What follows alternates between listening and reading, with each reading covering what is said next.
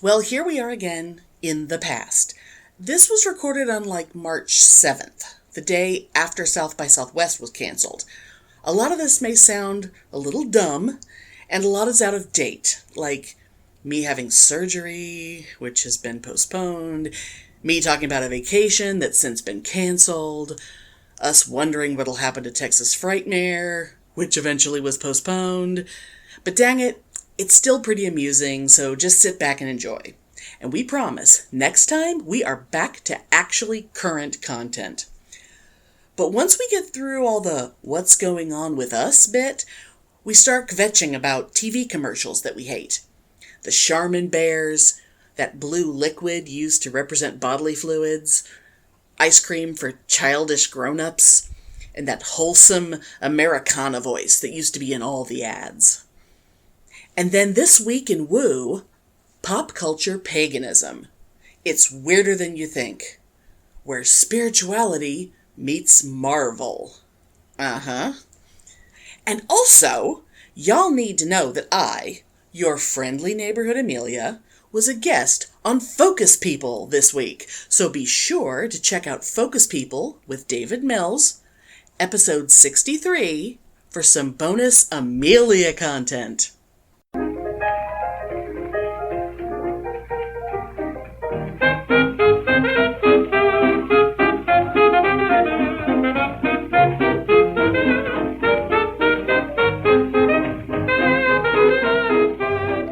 To Pitney and Amelia's BitchenBoutique!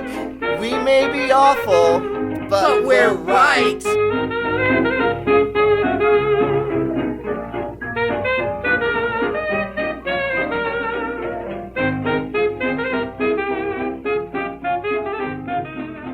Last night, I was so excited because it was the art walk in downtown San Jose. Oh, and yeah. The LGBT Youth Center, they always do something for the art walk. They'll do some sort of interactive art thing or, pictures or writing sayings on the wall or, some sort of empowering gay thing, right? Right. So last night they were supposed to go all out and they were going to have a drag show, and they were going to have, some sort of interactive art stuff with, paint and glitter and sparkles and blah, blah, blah, which, is totally up my alley. My God. And, yes! And they also had a thing where, bring clothes to be bedazzled. Oh, my God. I was excited, and I was just going to bring, an old t-shirt, but I thought it would be fun, right? Yeah. So we get down there, boom, that event was canceled because of the coronavirus scare. Oh. There were several other galleries that were closed due to coronavirus, and something that normally floods the whole downtown area, it was like walking through downtown on a Wednesday night. It was nothing.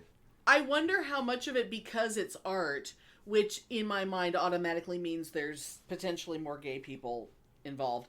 I wonder if, I can't imagine, say, being HIV positive right now and having, an autoimmune issue. Yeah, it could be part of that. And part of it, too, it could be the memory of the scare from the AIDS crisis, too. Oh, God, because so many of us are still around. Yeah. And, oh, my God. And we just know that it's, and I'm literally, I realize the people listening can't see us, but we can see each other because we're Skyping, and I cannot stop touching my nose. And I know you're not supposed to touch your face. Oh, but God damn it, yeah. It's allergy season. It's allergy season, and my eyes and my nose are in a constant state of itch. And it's not possible for me to not touch my face. It's infuriating. And I get so mad at myself every time I catch myself doing it. And, there's only, I wash my hands obsessively. But, oh my God. I'm assuming it's as bad out there as it is around here in Texas. But can we talk about the people who are wiping the store shelves clean of all the antibacterial soap and all the hand sanitizer and shit? Oh, God. Yeah, I know. Because they're all acting like, a blizzard's coming. But you know what that just tells me? That just tells me that other people were filthy and disgusting and didn't used to wash their hands, and they just started washing their hands. Oh, because I know. The rest of us... Well, and I constantly wash my hands anyway because Well, you were in healthcare for so long, yes. too. You know, and also now, living here, I never realized how much Joxer pooped until I lived here. Because before, it was like you let him out and there's an acre of land and he would go like wherever the hell he went, and I never even saw him go for years. Right. But now, sure. Oh my God, that dog poops 3-4 times a day. So are you outside cleaning up? Yeah, so I'm constantly with the bags because, oh my God, if Mom saw dog poop in the yard, oh my God, it would be the end of the world. It would, and it would fill up the yard pretty quickly. I remember when I was a kid and we had a basset hound, and our backyard wasn't big, and then we even made it smaller because we put in a deck and a doughboy pool. So we had like one big grassy area in the backyard, and once a week we had to go out and pick up the giant poops from this basset hound. And it was crazy, and I'm like, damn, this dog poops a lot, but... So every time I go outside, I'm picking up dog poop. I mean, granted, it's in a plastic bag, like a poop bag, but even so, I wash my hands a lot. Oh my God. I'm like, I have Clorox wipes on my desk at work. Nobody touches anything on my desk, but I still wipe it down all the time. I wipe down my keyboard, because I don't fucking know. It's like, I can only imagine. I'm going through Kleenex like crazy. Thank God I keep some spare boxes there. Because I'll carry a Kleenex around with me in case I need to touch a doorknob. Or in case, in a situation where I'm not going in or out of a bathroom, Yeah. I mean, because you never fucking, or having to put my hand on the rail of the escalator or the stairwell. I mean, it's, all of a sudden and then all those people that everybody who works in a public place where you deal with a public toilet, everyone knows that there are people who never fucking wash their hands. And your whole life you've been wanting to scream at them, and now it's like, is it okay to scream at them now? Is it rude? Is it rude to go, bitch, get back in here and wash your hands? Is that rude now? Or is it like a public health menace, and so we have to do it? Like if you see something, say something. Are we at that point yet? I don't know. Where they're basically a terrorist because they didn't wash their hands? But it's weird, but last night, I was with Sarah, and she was like, we ran into some people that she knows, but I had only met once at the event the month before, right? Mm-hmm. And we said hi, and I shook their hands just like normal. And oh my God, Sarah was very upset that I shook somebody's hand. Handshaking. And I'm I'm sorry, that's just second nature, I know. We do need to come up with something new. A lot of people are suggesting we start bowing. I saw a thing on Facebook today that said we should all greet each other doing jazz hands. Oh, God. Well, there is always the elbow bump. Yeah, but now our elbows, I mean, how clean are my elbows, really? And I don't know. Because I'm using my elbows to push the buttons to open doors and things that other people are using their pee-pee hands to push. Oh, that's true. The whole point of me not touching it is because someone else made it dirty. If I use my elbow to touch it, that means my elbow's dirty now. Oh, so, that's true. So, where does it end? We can't be safe. And oh my God, speaking of can't be safe, so it's not official yet. We haven't officially made the decision, but we are just recently, I let the listeners know that my family was going to London, that I was going to London, and the rest of my family, I don't think I talked about where else they were going, but it's like 99% sure that we're just not going, because as soon as Italy started having a problem, my dad started freaking out, and I've got a friend who's in Paris right now. And she for like the last week and a half, I guess she's been in Paris.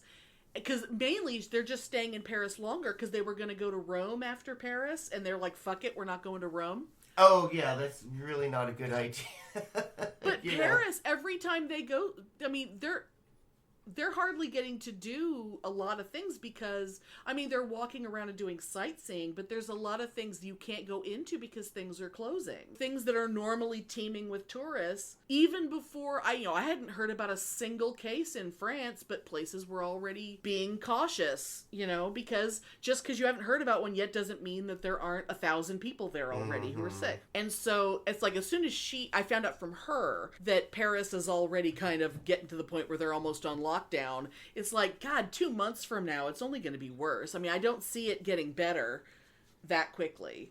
Oh, absolutely not. And it sucks because, my dad, he really, I mean, this whole trip is because my dad, well, for one thing, he's, my entire life, every time he spent money, he's always joked, I'm spending your inheritance. But he wants to spend, he's old, he doesn't know how much time he has left, he wants to spend his money, and he wants to see his family enjoying his money. And basically. I think that's great because, I mean, the three of you are fine. It's not like, so why not? When he was single and in the army, he got to go to Europe a lot. I mean, there was a period when my older sister was like 2-3 years old where they lived in Germany for a year and traveled all over Europe.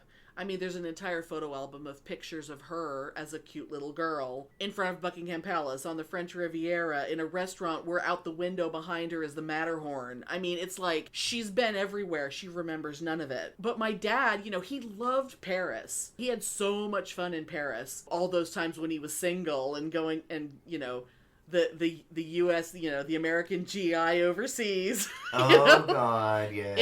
In the early 50s or whatever. I mean, my God. So he there's all these places he wanted to show my family and stuff. And a restaurant he remembered really liking is still around and he wants to go back. Things like that. And so now it's like he was the first one to say, I don't think we should go. And I was just, oh, let's not panic. But now I'm kind of like, oh my God, let's panic. Yeah, and there's always next year. Go next year.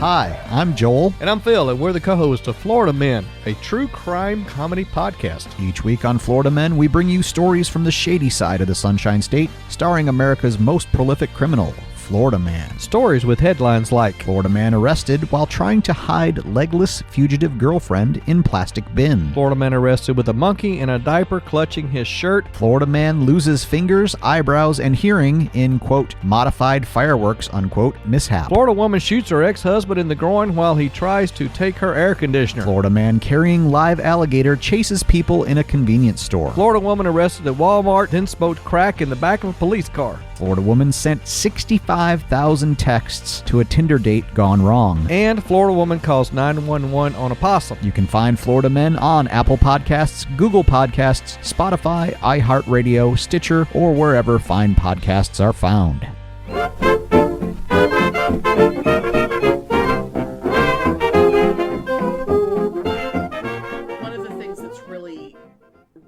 Just happened, well, as of this recording, it was just yesterday when they announced that they were canceling the South by Southwest festival. And that's weeks and weeks of tourism in Austin. Yeah, I saw that on the news here and I was really shocked. And it's like the big businesses in Austin, they'll be fine. But the smaller businesses in Austin, this is like their Christmas. That's what I think when we talked about it yesterday, I said I felt bad for like the Airbnb owners. Oh my God. This is like their golden goose of the year, Oh yeah. And the thing is, they struggle a lot because Austin has become such a big city that Austin has become the kind of place where there's a fucking Walmart on every corner. Uh-huh. We didn't used to have all that. But we went from I've never heard of it to holy shit, there's Home Depots everywhere. Yeah, exactly. And it used to be if you needed lumber or you needed a hammer or whatever, there were these local little, like whether it was a little bitty chain like McCoy's, like when we were working on our Kiss costumes and I needed to find lumber and things to build our platform boots, instead of walking into like some kind of big box store, which I didn't even know what that was, I walked to like a little lumberyard and ask them, okay, well, I need this much wood, but the thing is, I don't have a bandsaw, so would it be too much to ask you? It's like, I'll buy this much wood. Could you cut it for me into chunks of this size and then cut off the corners so I can? I said, I'll file it down, but can you cut it? Oh God, that's right. And they were totally willing to do that for me because I'm like, I don't need to buy tools. I just need a piece of some. And I don't remember. Did we tell them what it was this for? Oh, probably. I think I did because that was Yeah. why I had to explain why they needed to be the size and shape Yeah. that they needed to be. Because we had like old platform shoes from the 70s, and we were adding 4 additional inches. But goddamn it, those shoes lasted for years. Mine are still around. Yeah, with there's no hours point and in me putting them hours on. and hours of wear. Oh yeah, you know? I still remember when the heel fell off your boot, and we were running across a parking lot. Yeah. In our Kiss costumes at a convention. Anyway, but the whole thing is though that all these little mom and pop businesses, I mean, hardware stores aren't really what I'm talking about right now, but Austin used to be, the whole Keep Austin Weird thing was about shopping local. Well, now, because the festivals and ACL festival and shit, all those things have become so big. I bet that's not going to happen either, by the way, because that's only, months from now, and we ain't going to have this shit contained. All these people come to Austin and go, oh, I love it here, I should move here. So Austin is now a city filled with fucking condo towers going to the sky that it's like people paying $1 million for a 2-bedroom apartment. And so the city is now full of all these huge chain things, all these chains from California that have never been here before. All this other shit is here, and all the local business owners are going, yeah, but we were the reason why you came here, and now that you are here, the city is fucking ruined. Oh yeah, and that's the irony of it, Oh, it's like all you fucking people, do not move here. But South by Southwest not happening is sadly an enormous deal. But I always kind of barricade myself in my house when things like that go on anyway, because I don't want to mix. I don't need to deal with it. I mean, I used to volunteer for South by Southwest. I know, I remember. I think I did twice with you. Oh my God. Yeah. It's like, I've got quite a little collection of old staff t-shirts for South by Southwest and shit like that. I love doing that kind of stuff. And I remember going to the Japanese band night, and that was always really, really fun. And that was back when Japanese pop and Japanese rock bands, that wasn't like a thing. Oh, no, it was totally like a niche fandom thing, Yeah. In fact, I think the first time that they had a Japanese night during South by Southwest, I remember going, but why though? Like, I had no idea that was a thing that would be worth going to see. And then by the next year, I knew all about it. But I remember that first time going, I don't understand why there would be one. Because it was so nothing. But I remember going, and it was fun, yeah. But, that was a long time ago. It was a very long time ago. And now, even if I lived there, you couldn't pay me to go to any of the events. No, God, no. Oh, and I was on a list to get tickets to go to a thing at the LBJ Library where Hillary Clinton was going to be speaking. They were going to be showing the Hillary Clinton documentary, or at least part of it. And then she was going to be there to do a talk. And I was on a list to get passes for that. And because, when you're a member, I recently, in the last couple of years, I've become a member of the LBJ Library, the Friends of the Library. It's a very, I've lived here a long time.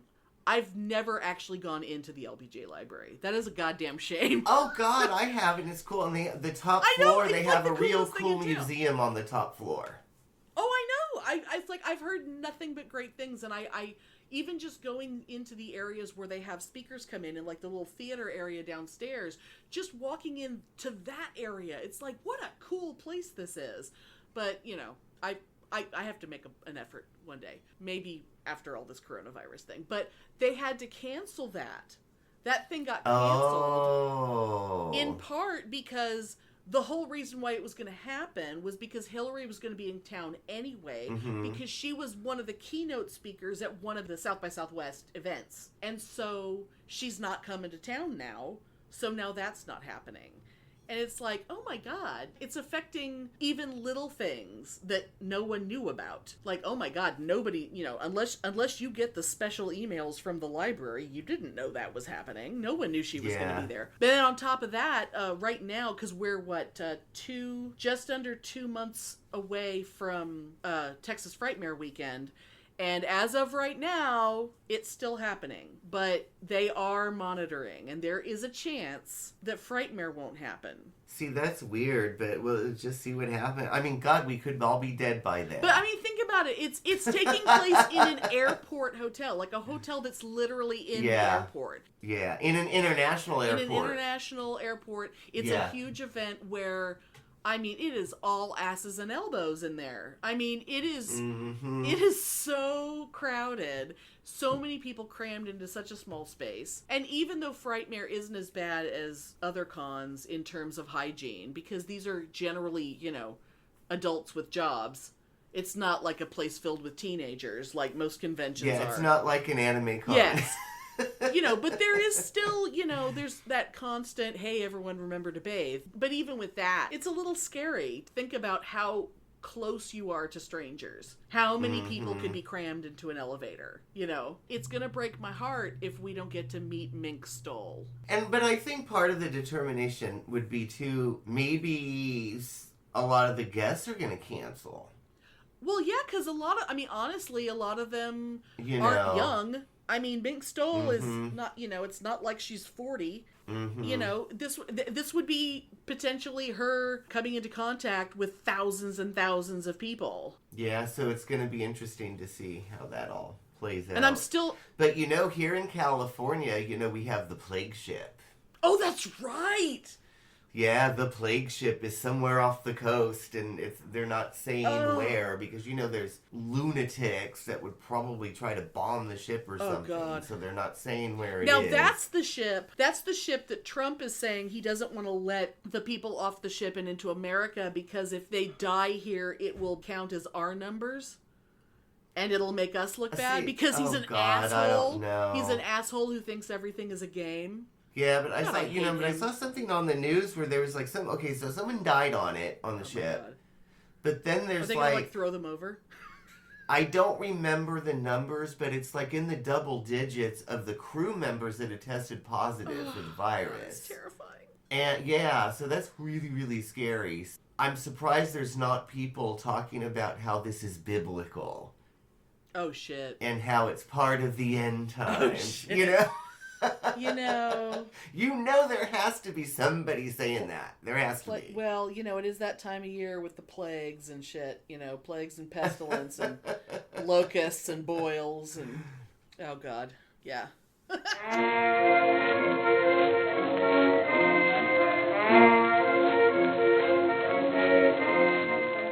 thing that is kind of timing-wise working out pretty well for me. I'm going to be spending, in a couple weeks, I will be beginning about a month of not leaving my house.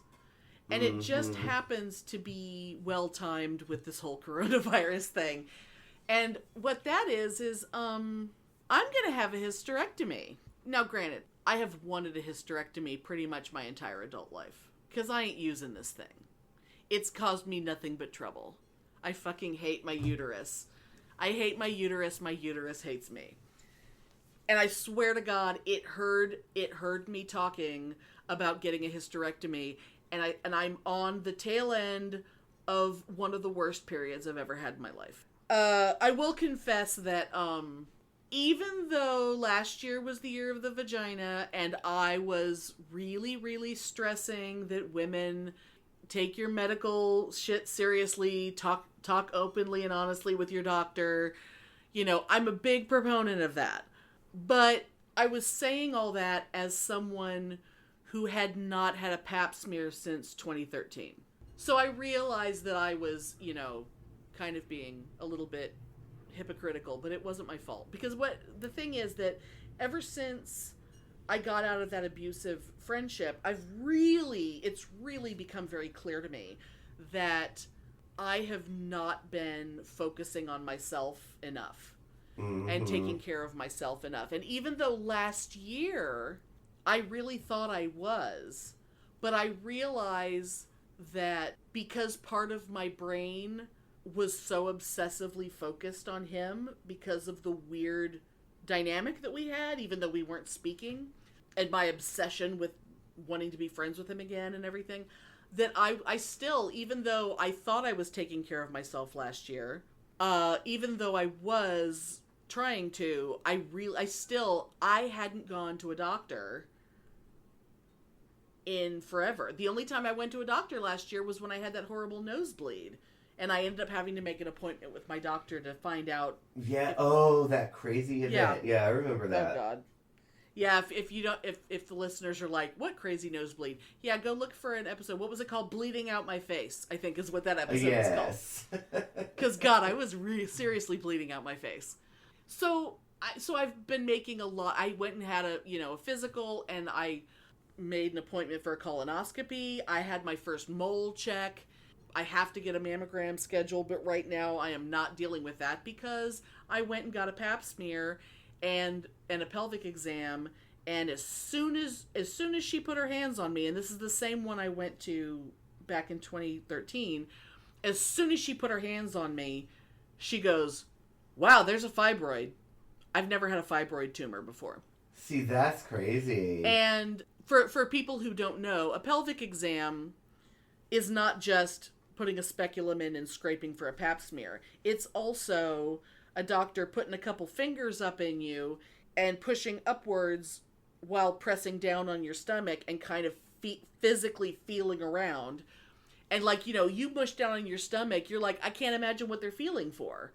But they know what they're feeling for. And she immediately was like, oh, wow, there's definitely a fibroid here. And she goes, yeah, it feels like it might be like the size of a baseball. And I'm like, there's something the size of a baseball in there? That's so crazy. And I told her, I said, I was here in 2013 and we did an ultrasound. I reminded her that the last time I was there, we did an ultrasound, and there was polyps in me, which they biopsied and found out they weren't cancerous. But there was no sign of fibroids back then. So she was like, yeah, we're going to have to ultrasound you again. So the fun part of, I'm naked with a hospital gown on, and then she lets, the nurse, they leave me, and then they come back in to let me know that the ultrasound room is free. So I've now wrapped a sheet around me like a toga with my hospital gown on. I'm carrying all my shit, all my clothes and everything, in my sake. And then you're covered in cold gel. Oh, well, yeah. Well, no, you're not covered in cold gel. The cold gel is up your snooch because it's a transvaginal ultrasound, which is a wand with an ultrasound at the end that they shove up in there. Oh, God. I was oozing cold gel for the rest of that day. Because, there's a lot of lubricant. I mean, there's a lot of lubricant on the speculum when they have to do the pap smear too. But they really lube up that wand because it's got a, it's like oh God, how awful. Oh, and the weird thing is when I had one of those back in 2013, they were kind of in the news a lot because that was one of those things that they wanted to force women who were going in to get abortions to have that so that to force them to see their baby. Oh God. So it's like at the time it's like it was something I didn't know anything about, and then I'm getting one of those, and I'm thinking this is so unbelievably unpleasant and invasive and awful. And I'm not even, I'm here for just a regular medical reason. I'm not here for an abortion. I'm not having like this, oh my God, get it out of me thing. Although, oh my God, get those polyps out of me, certainly. And now it's, oh my God, get this uterus out of me. But, so she looked again. I don't have one the size of a baseball. I have 3, and altogether they amount to be the size of a baseball. That is crazy. And they're all on the front. And she kept going, do you need to pee all the time? And she goes, how are you not knowing that they're in there? And I said, but I'm 50. Aren't I supposed to pee all the time? It's like, what's a lot? I don't know what a lot of pee is. But now I guess, once they're gone, you'll notice the difference. Oh my God, I'm going to feel so empty.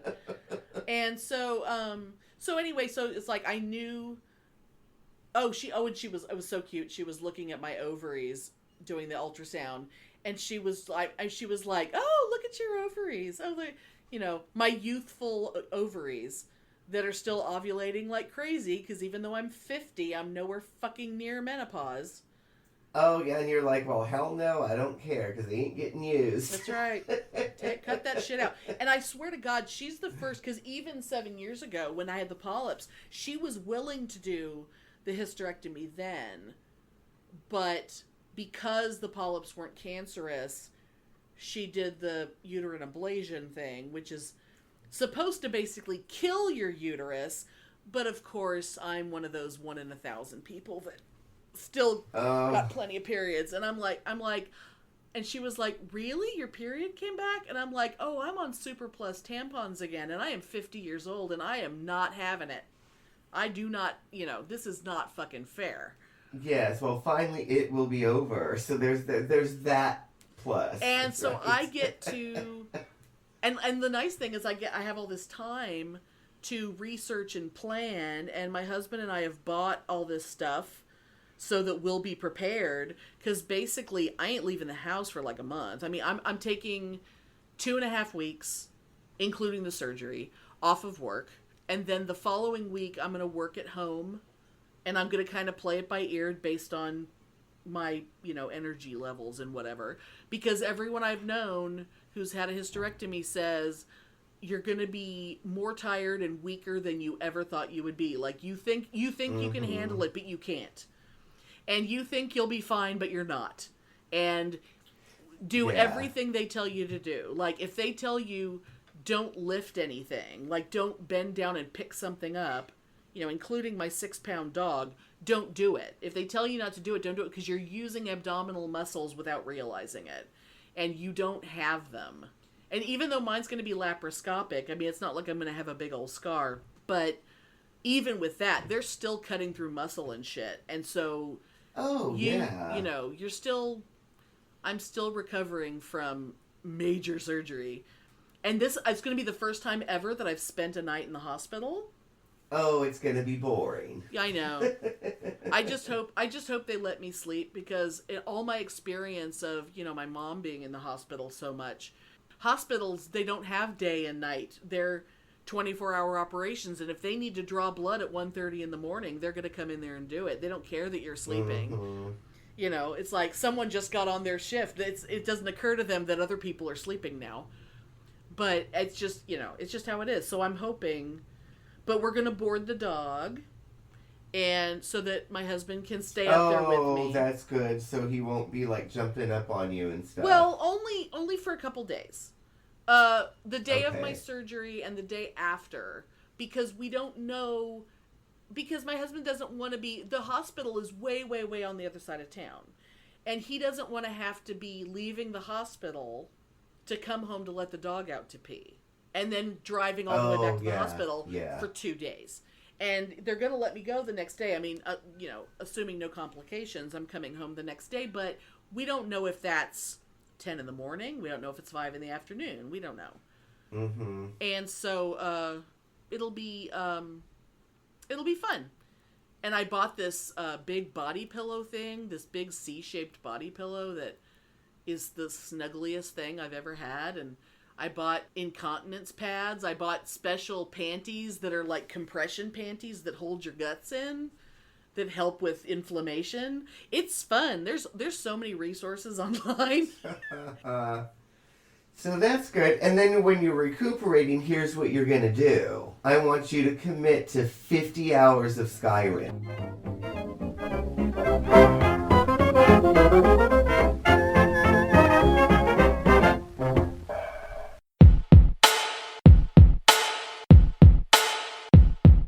The BitchenBoutique. Yes. I think we need to give them a thing, Spike. We can give them a drop that they could play on their yes, show. I think we've got to find some time and get time to do it right now. I think we should do it right now. Look, I'll show you how easy it is, Spike. Watch this. I'm just going to do it live. Okay, do it live. Like that bloke screams. I'm just going to do it live. Watch this. Hi, this is Dr. Dan from the Two Skeptical... I can't do it now. Look, I can't speak. Too much pressure. I'll try again. Take 52. Hi, this is Dr. Dan from the Two Skeptical Chaps podcast, and you are listening to the most BitchenBoutique. See? That was easy, wasn't it? Okay. They could send us one, we could play it in ours. Yeah. Right, you do it. Yeah. Right, what do you want me to say? Whatever comes to mind. Hi, this is Spike from the Two Skeptical Chaps podcast, who ain't no bitch, but you're listening to the BitchenBoutique. Oh, that was good. I hope they use that. Let's see if they cut it and put it in their next show. Diplomatic community.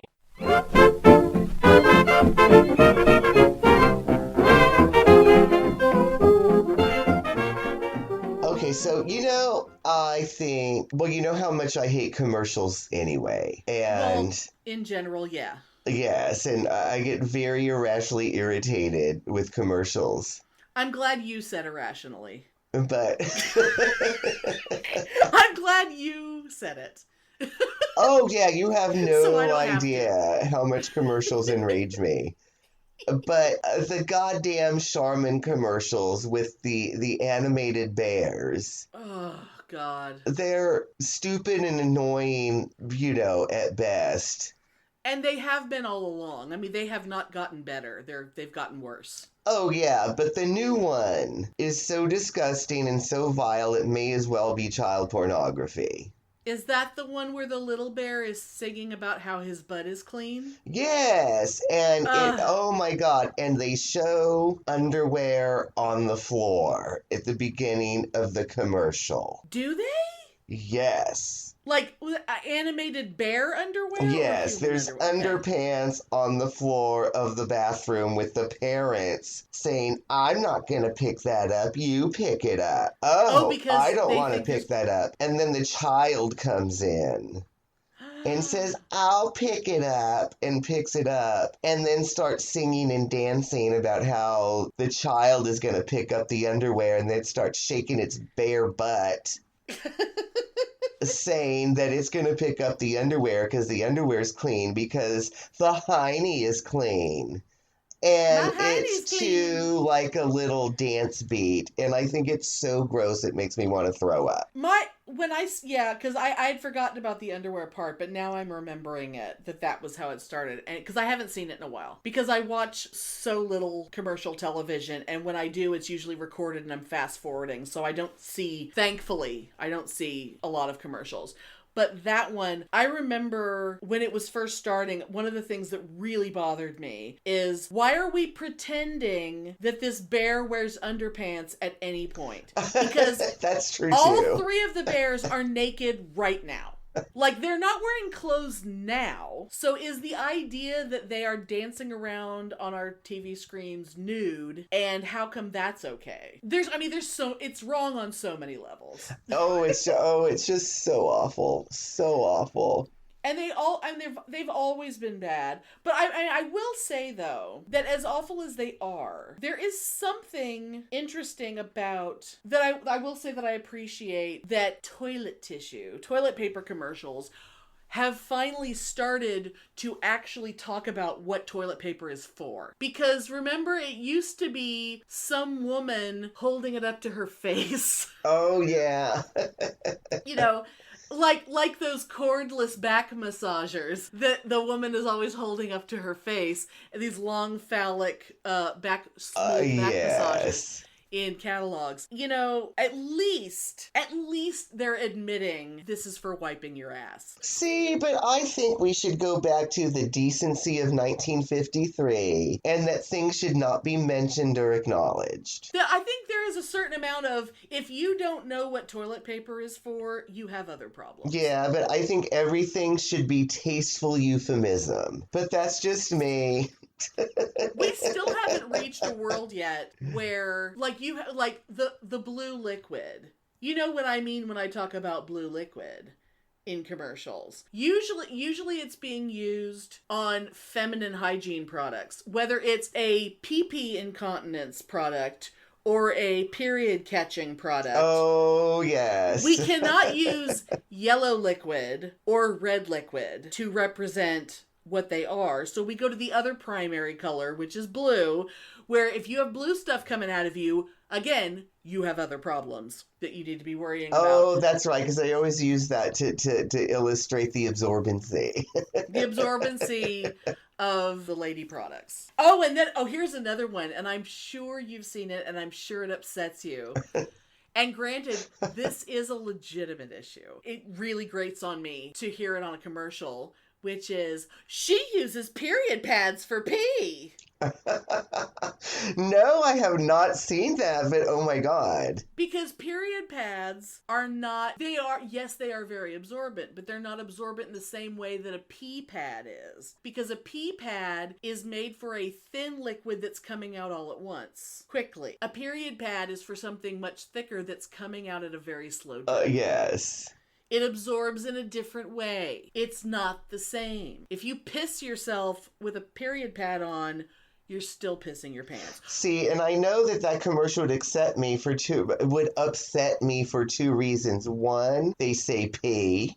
Yes! And two, they say period. Well, they're going to say period no matter what. Everything should be tasteful euphemism to me. Well, Okay. Well, no, I love a good euphemism. I really, really, I want euphemisms to be entertaining.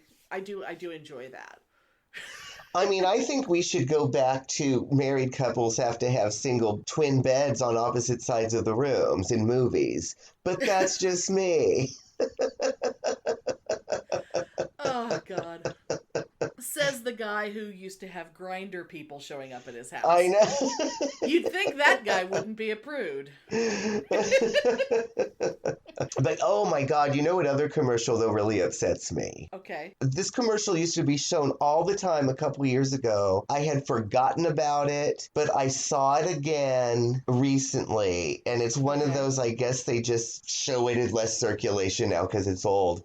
It's some ice cream. I don't remember what ice cream it is, but it's some ice cream. Oh, God. And it's talking about, the kid wants it, but it's so good the kid can't have it because it's so good. It should only be for grown-ups. Yeah. And then there's, the father who's eating out of the ice cream bowl, and he says in like this really smarmy, like fake little kid accent, "I'm a grown-up," as he's eating out of the bowl. And then the wife looks adoringly at him because, oh, isn't it cute that my husband is so quirky that he'll say that? Isn't that special? I hate it so much it makes me want to shoot the television. I am so glad I haven't seen that. No, it's like, I'm a grown-up. Oh. Yeah. Oh God, that's really awful. And and I'll say one more and then we'll stop. Because we talked about this before and it is funny. Okay. I stopped buying Keebler products. Okay. Because of the wholesome old man voice that narrates the Keebler things. That's supposed to be like, what is evocative of small town America or whatever the hell it is. Oh, the guy who's telling you about the elves who live in the tree and bake the cookies? that fake wholesome voice. I hate it so much that I will not buy Keebler products anymore. It is I think Keebler might be the only thing that's really hanging on to that. Because, although Campbell's Soup might still. Because a lot of commercials have gone away from that old, grizzled farmhand voice. Yeah, but you know what I'm talking about, right? And is it supposed to be like bringing back, and make you think of wholesomeness? I don't understand what it is, but I think it's gross. It's very small town Americana kind of voice. Yeah. And now it's like everything is, I'm surprised like Seth Rogen doesn't do all the ads because the voices are far more ironic. Yeah. Oh, God. But anyway. Oh, God. Yeah, I hadn't really thought about that, but you don't really hear the old-timey voice. To me, it's a very 70s thing. It's like when all the TV shows were like the Waltons. Yes. It's very much a, Pa Walton kind of a voice. Whatever Mr. Walton's name was, I don't remember. Oh, God, I don't remember. But, I recently, within the last couple of weeks, I was channel flipping. I actually watched a couple episodes of The Waltons. Really? Oh, my God. Oh, my God. I've never bought it, but I have on a couple of occasions come very close to buying the Waltons Christmas album. Ooh, I didn't even know that existed. That sounds exciting. Know it's terribly exciting, but I think it's not just music. I think it's like Christmas stories and wholesomeness. Oh my God, it sounds fabulous. Well, I think we've talked before a little bit about my my obsession with TV related record albums from like the 70s. Oh, yes. I mean, I think the last one that I got was I do have the cast of Hogan's Heroes singing songs from the World War II era, like Richard Dawson and Larry Hovis and stuff. See, that's fabulous. Although I'm realizing right now, just because it happens to be within my eye line, my John Inman album, which only people who know the British sitcom Are You Being Served know who John Inman is. He was Mr. Humphreys? And God, was he fabulous. Oh my God. He was the best. And this album is too fucking cute. And the fabulous Steve met John Inman. Yes, he did. And he actually tried to, like, set up a date with him, but John Inman never responded, damn it. Oh my God. That would have been the greatest thing ever. I know. They would have been such a cute couple, but alas. Totally. Oh my God. Oh my God. Like John Inman could do better than Steve. I know. I know. Oh, speaking of, you know, gay British actors that we used to be into, I actually had a dream within the last couple nights about Matthew Waterhouse. Really? And it was like I was on the set of something and he was filming. Was it Adric aged Matthew Waterhouse or older Matthew It was Waterhouse? him now, but he still had the Adric hair. Oh, that's unfortunate. And it was really, really, really weird. Oh, bless him. And maybe it's because I've been watching a lot of old Doctor Who lately. Yeah. But I don't know why that Adric would have been in my mind because I haven't watched any episode with Adric in them. I was going to say, those stuff you've mentioned weren't Adric episodes. No, I've been watching like Tom Baker, Leela stuff, and John Pertwee, Sarah Jane stuff. Oh, wow. Way before Adric. So I don't know, but maybe because Doctor Who is on the mind. I don't know. But I thought that was interesting. Maybe it's because Matthew Waterhouse is thinking about that time he got the fan letter from some kid in California who spent the entire letter talking about how much he loved Tim Curry. I know. And you know, when I met him, he because that's remembered what that Pitney letter. did, He everybody. remembered me because of that letter. Because this actually happened, you guys. Yeah. Oh, the good old days of Dr. Yeah, and he remembered me because he was like, I'd never gotten a fan letter that talked about Tim Curry before.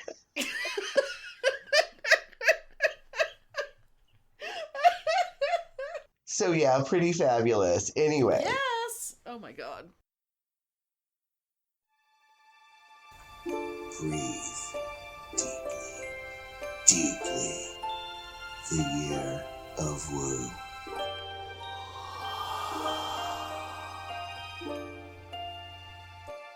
What's going on this week in Woo? What are you prepared? Because I'm very excited about whatever it is you're going to tell me. I am very edge of my seat.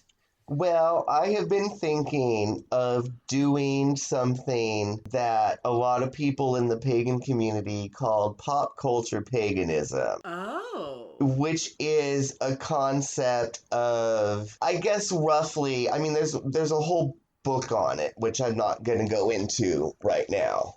Okay. But, you know, it's basically the concept of, say, like when I wrote that ritual and I used gods from Skyrim. Do I know those gods aren't real? Yes. Do I know that everybody involved in the ritual knows those gods aren't real? Yes. Right. But they were used as a framework for like a whole thing that was thematic, right? Right. They were just thematic representations of what you were trying to get across. And it just happened to work.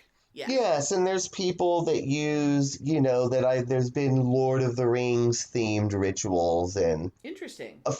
And at my church, at the UU church, they had spent one whole school year teaching children the Jedi arts. I was just gonna ask if Jedi is one of the, because I know that there are people who, because the Jedi thing is so closely based on Buddhism, and a lot of it is, that there's a lot of people who are very into the Jedi thing. Yeah, and were they teaching that, you know, Jedi and the Force and everything, the dark side and the light as side, presented in the universe is a real thing? No, but they were presenting it as a euphemism for a thing that kids could relate to, which I think is great, and I think it's valid. Right. And I mean, really, a lot of like, I mean, even things like Bible stories, I remember as a kid, that was one of the reasons why when I was an older kid, it surprised me to find out that people thought of Bible stories as being real. Because when I was a kid, the kind of like children's Bible you would get,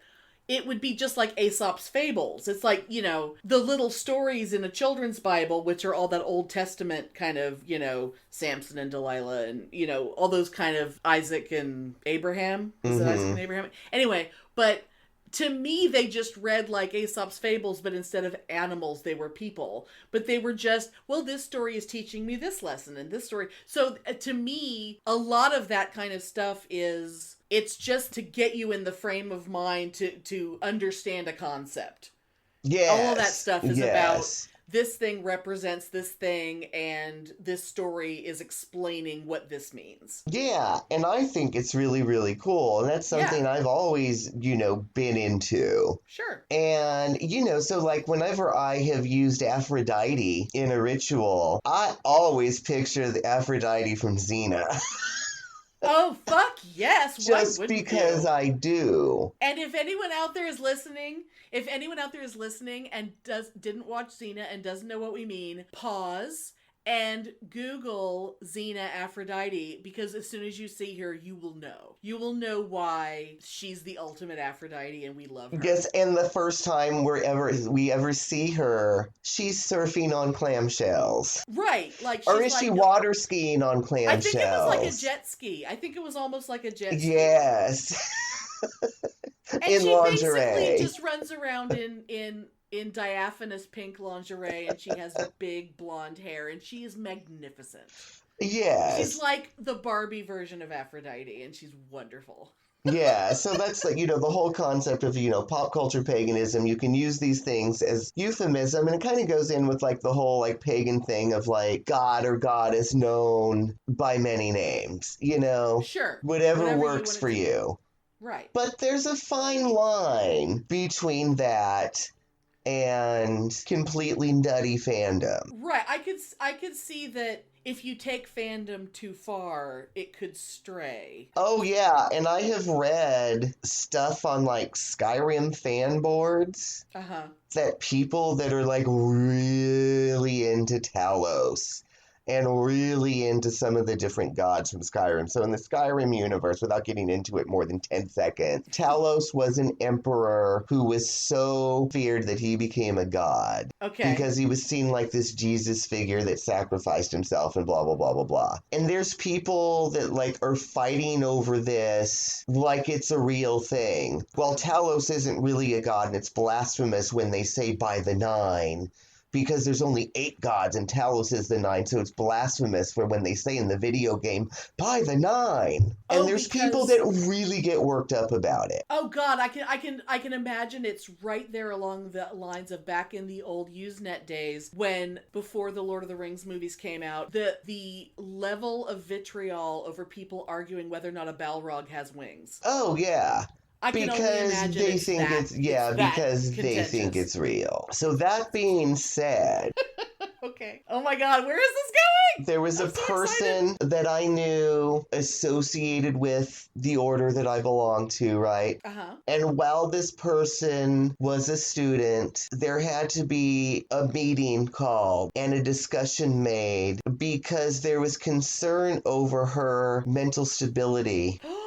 The thing is, my order is a teaching order. The idea that you're going to go on and teach. And if you're really mentally unstable or have certain issues, you don't get initiated because you shouldn't be teaching, right? I see that, yeah. So there was a question of this particular person because she was very, very into Loki. Loki, the Norse god Loki, right? Right. And there was concerns anyway about if this person's main god that they're into is Loki. That's a little weird. Boom, that's a little weird, and that's a little scary, and you know what I mean? It's just a little weird. Yeah, I could see that. But what made it weirder, it wasn't Loki from mythology. It was Loki from the Marvel Universe. Oh, no!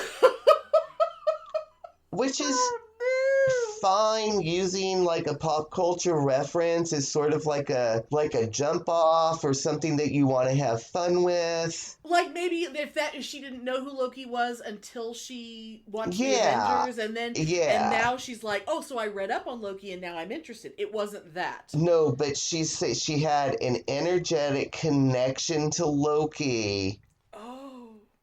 And sometimes it scared her because of his dark side and because it was so, he's really not a good person. No, he's a psychopath. And it kind of scared her, but she had such a deep connection that she couldn't help but being drawn to this god. And she was convinced that she was going to try to make Loki good. And she was going to make the world see the good parts of Loki and was going to change Loki because they had such a deep psychic connection. But it was not Loki of mythology. It was Loki to the point where she had pictures of the actor on her altar. Oh my God. And that is serious, not to say anything against anybody, But that's some, serious wackadoodle bullshit right there. That is hardcore nutball shit. That is, oh my God. Oh my God. Yeah. Oh my God. And it's like, my favorite thing about it is it's not just that this is the god she's most associating with, but that she's got the savior complex, which I relate to, which I totally relate to. Like where you meet a damaged person and you have such a strong connection with them and you think that somehow your relationship is going to heal them. But she thinks this about a fictional character from the Marvel Universe. Yeah, and then somehow her connection with him was maybe tying her into the energy of the real Loki, maybe? Even though the relationship of that character to the real Norse mythology Loki is tenuous at best. Yeah. God. It was very, very, very bizarre. And so there are instances where pop culture paganism can go bad. That is so fucking funny. Just the thought of having pictures of Hiddles in his Loki garb, which I'll admit, hot as fuck. Oh, yeah. But having that on your altar as if that's the real thing, that's amazing. Although I have to say, I did have just for a second, my mind flashed to, there's sometimes things go around online where somebody will they put up a framed picture of Ewan McGregor as Obi-Wan, but like the longer haired Obi-Wan of, say, Revenge of the Sith. Oh, yes. And someone's grandma thinks that that's a picture of Jesus. Yes. Just for a second, my brain went there. It's like a photograph of Jesus? Where do you think they got that? But, oh, God. Oh, wow. That is woo as fuck. That is woo AF. And I will say this person that we were talking about is somebody that I actually genuinely liked, that I was very friendly with. Oh, I'm sure she's fabulous. But she's right up there with this other person that was not allowed to take sibling classes. The woman that we've mentioned before, but I just got to throw this out there because it reminded me, and it's always worth a good laugh. The woman with the psychic connection to the wolf pelt booth. Who would speak to her pelt. Yes, anyway. It just reminded me of that.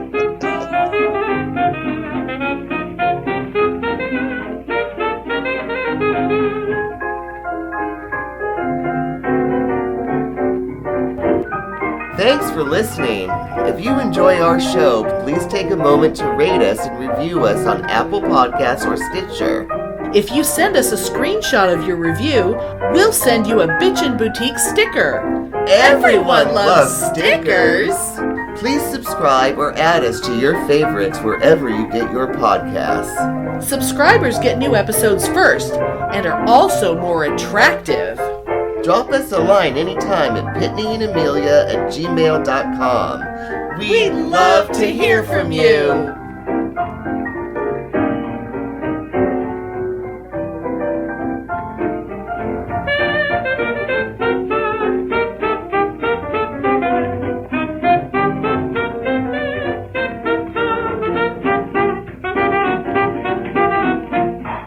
Bitch, get back in here and wash your hands.